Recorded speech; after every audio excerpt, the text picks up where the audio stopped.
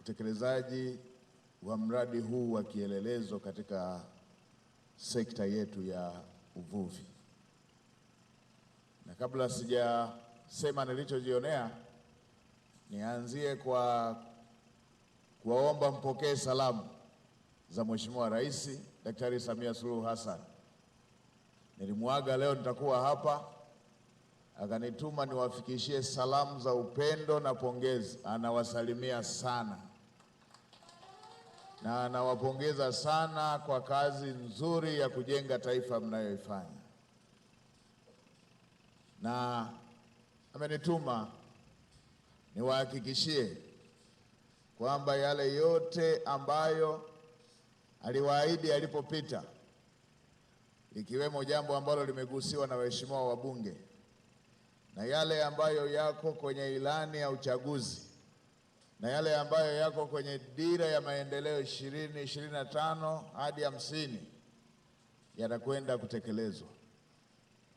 Pokeeni salamu pia za Mheshimiwa Makamu wa Rais, anawasalimia sana, naye yupo katika majukumu mengine ya kumsaidia Mheshimiwa Rais.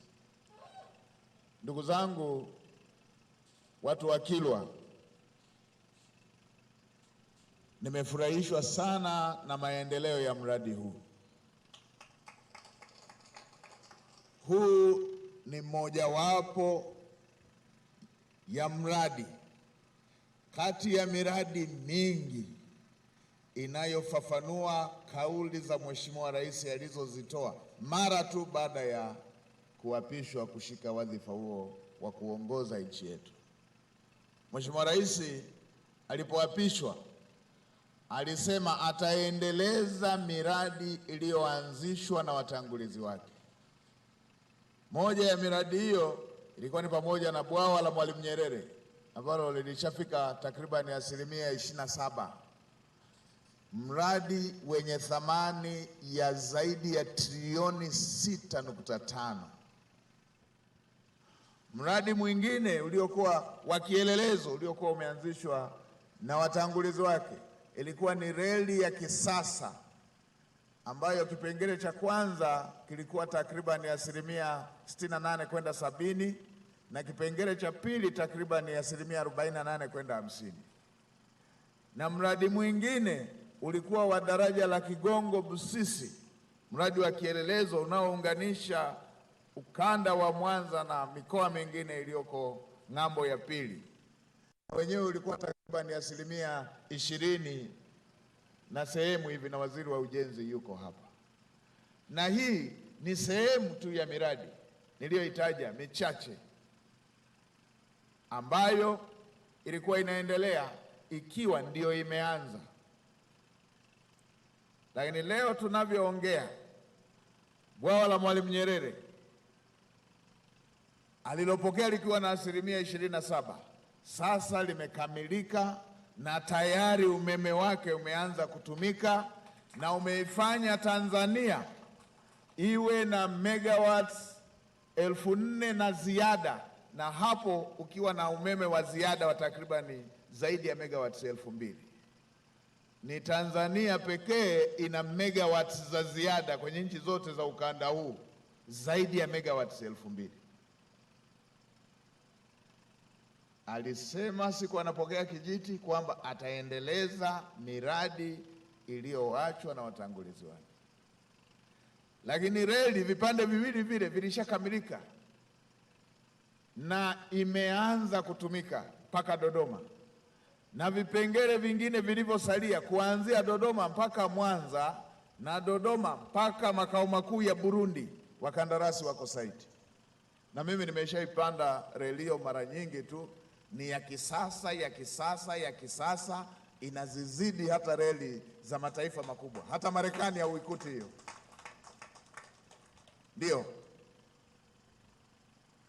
Na daraja la Kigongo Busisi lililokuwa takriban 20% limeshakamilika kwa 100% na limeanza kutumika. Sasa hivi eneo watu walilokuwa wanatumia masaa takriban 3 hadi 4 sasa wanatumia dakika 3 mpaka 5. Lakini si hiyo tu, ipo na miradi mingine mingi ya kwenye sekta zingine kama ambavyo nitagusia kama muda utaruhusu, lakini alisema ataanzisha na miradi mingine ambayo inatoa majawabu kwa baadhi ya kero zinazowakabili Watanzania. Na ninyi Watanzania mtakubaliana na mimi, moja ya kero kubwa ambayo inakabili nchi yetu, pamoja na kwamba nchi yetu ni tajiri, moja ya kero kubwa inayokabili Watanzania, bado tuna Watanzania maskini. Kwa nini tulikuwa bado tuna Watanzania maskini? Ndiyo, tuna rasilimali inaitwa bahari, lakini huwezi ukaenda na mashua katikati ya bahari kule kwenda kuvua, na wale wenye mameli makubwa hawawezi kuja mpaka hapa ukingoni. Kwa hiyo wale wenye mameli makubwa wa mataifa mengine, mtakumbuka siku zile the late rais mstaafu, rais hayati Daktari John Magufuli alikamataga meli ya watu na ikatupa mfano kwamba kumbe sisi Mungu katupa maji hapa, katupa bahari hapa, kumbe kuna watu walikuwa wanaweza wakapita kwenye kina kirefu wakajichukulia samaki na ambao Mungu katupa sisi na kuondoka zao.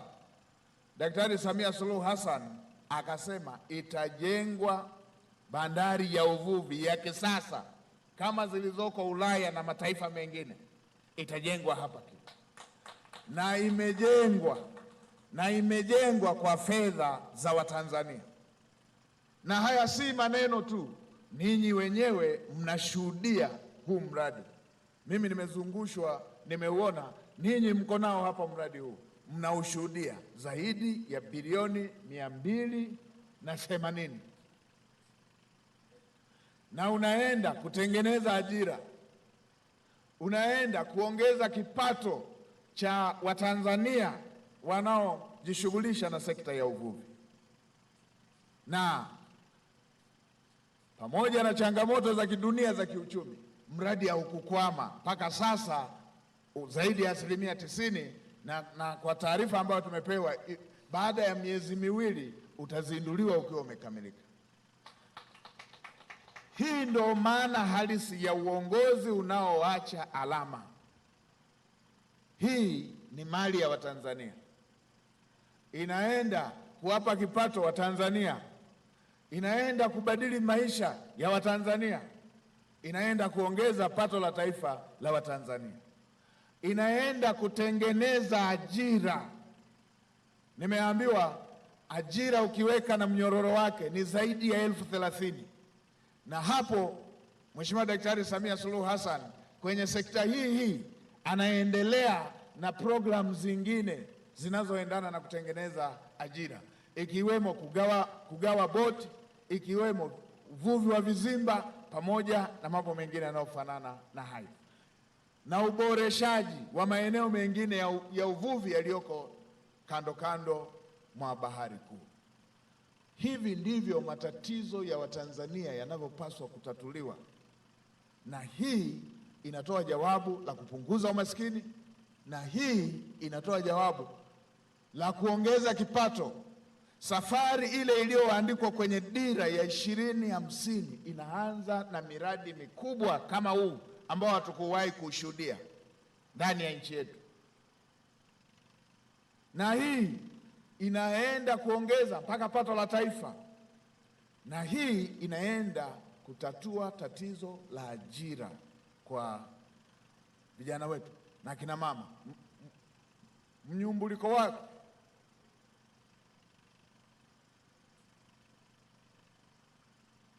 ile multiplier effect ya wale ambao wanafanya kazi moja kwa moja baharini, wale wanaofanya kazi ya uchakataji, na wengine watanufaika mpaka na biashara ndogo ndogo nje ya eneo la hapa.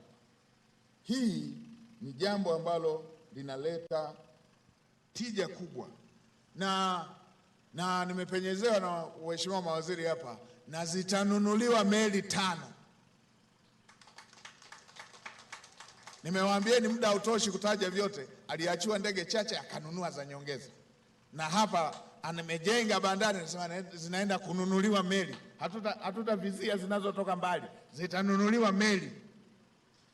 Ukiweka na za sekta binafsi nchi yetu inaenda kuandika historia mpya kwenye mambo ya uvuvi.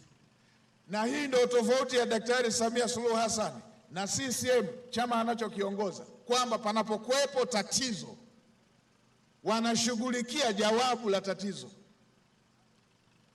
tofauti na wanaoonesha ubingwa wa kuelezea matatizo. Matatizo tayari tunayajua, tumekulia humo. Yaani kwenye rika langu hili hautakiwi kunielezea kuhusu umaskini, nimekuwa nao tangu mwanzo. Yaani mpaka na hewa ambayo Mungu ameileta ilikuwa bado haitoshi pale tulipozaliwa, kwa sababu mnakaa nyumba yenye vidirisha vidogo. Yaani kila kitu hakitoshi, mpaka hewa. Hauhitaji wewe uliyeko sijui taifa gani kule kunielezea matatizo. Sisi tunataka utuambie majawabu yake. Rais Samia na CCM inatoa mfano kwamba majawabu yanatolewa. Jawabu mojawapo nimewaambieni ndio hili hapa.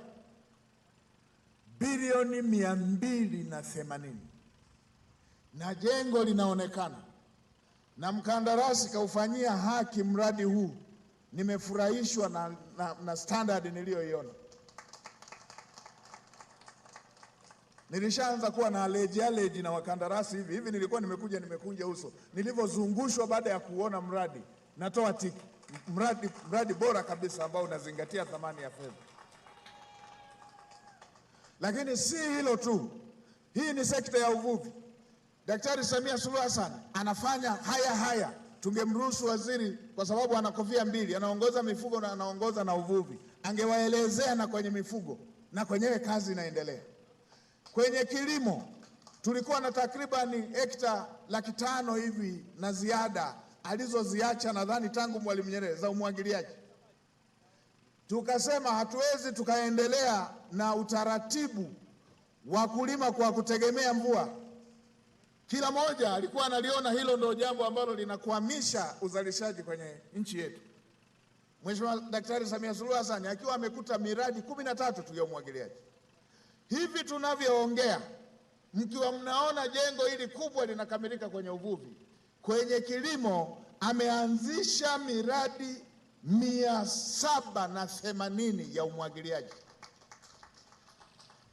Jamani, hii miradi haya si mashamba ya serikali. Ni miradi ya umwagiliaji ya Watanzania. Mradi huu ni mradi wa Watanzania. Hii sio ofisi ya serikali, ni mradi wa uvuvi wa Watanzania. Kwenye kilimo miradi 780 ya umwagiliaji kutoka miradi 13. Uongozi unaotoa majawabu ya matatizo ya Watanzania. Sasa naibu waziri ametuelezea hapa kwenye upande wa afya na elimu, kwa sababu watu hao watafanya kazi wakiwa na afya. Kulikuwepo na shida, tulikuwa hata na wilaya hazina hospitali ya wilaya. Tulikuwa hata na mikoa haina hospitali ya mikoa. Tulikuwa hata na kata na tulikuwa na tarafa tangu uhuru hazina vituo vya afya. Rais Samia katika uongozi wake katika kipindi hichi akajenga hospitali 119 kwenye wilaya zote ambazo hazikuwa na hospitali ya wilaya. Mikoa mingine ina hospitali za rufaa 2 na ya mkoa. Akajenga vituo vya afya 649. Akajenga zahanati 2800. Na wakati anapita kwenye kampeni akasema ndani ya siku 100 anataka kuona madaktari wanaajiriwa kwenda kufanya kazi kwenye hospitali hizo na vituo vya afya.